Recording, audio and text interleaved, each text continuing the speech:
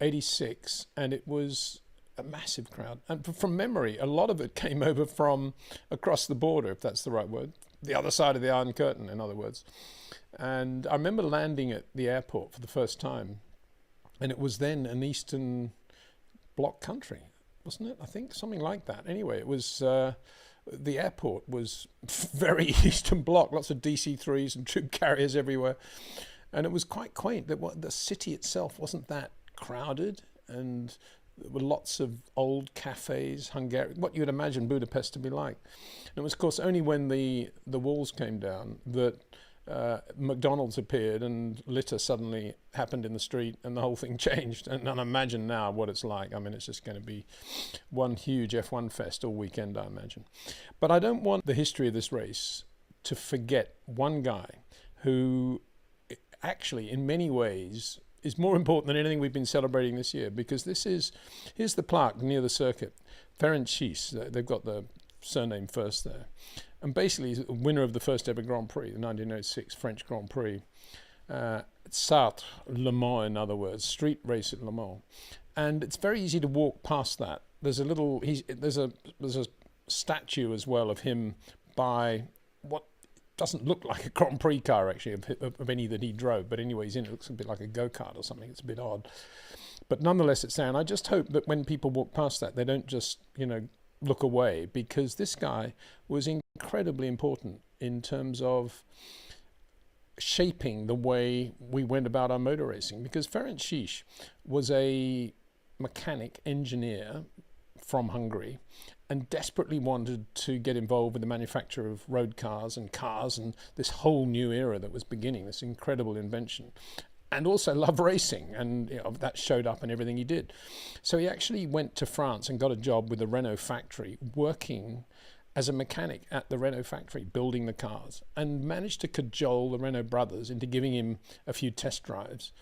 And he was very quick. So they said, oh, well, you can do a few races.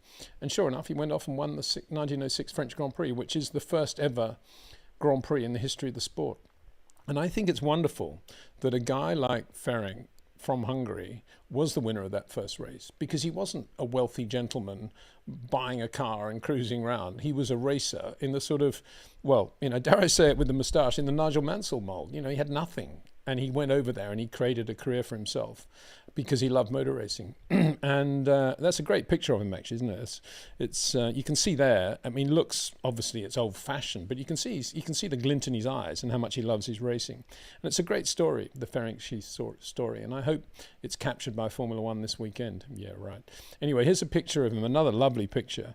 This is actually the 1907 French Grand Prix, held at Dieppe rather than Le Mans, but a similar car, the Renault, which was a sort of lightweight mega car as well. All credit to the Renault brothers for the car they produced there. And he actually finished second in that race. So he had a first in 1906 and then a second in 1907.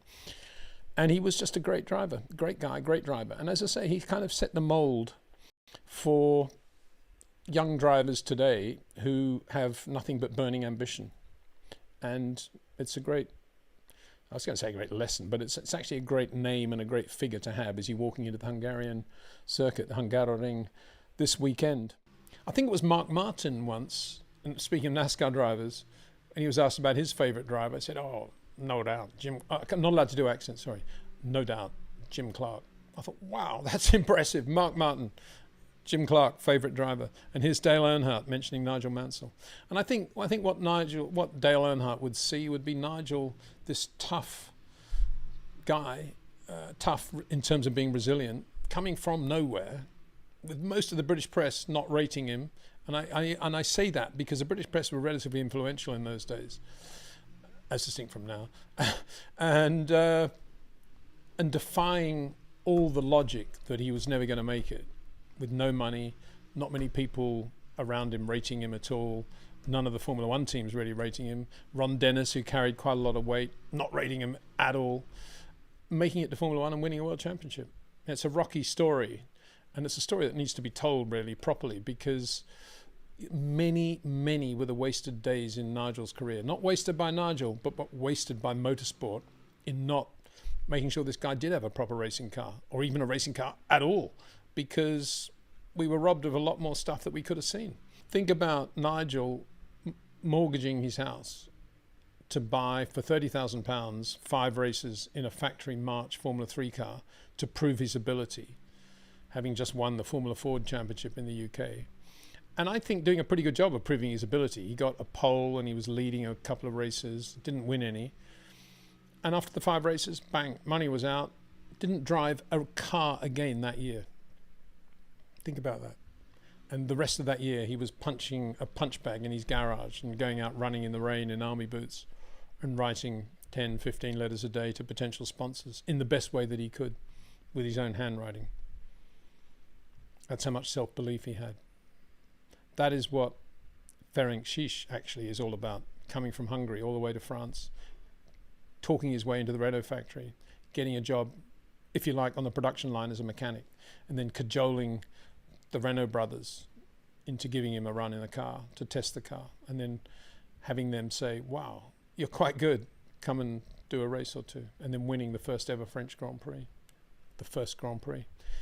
Ferenc Szisz, Hungarian, whose plaque will be there, as I say, as the Formula One people walk through the paddock gates for the Hungarian Grand Prix this weekend, and I hope they all just give him a little nod of approval of what he did.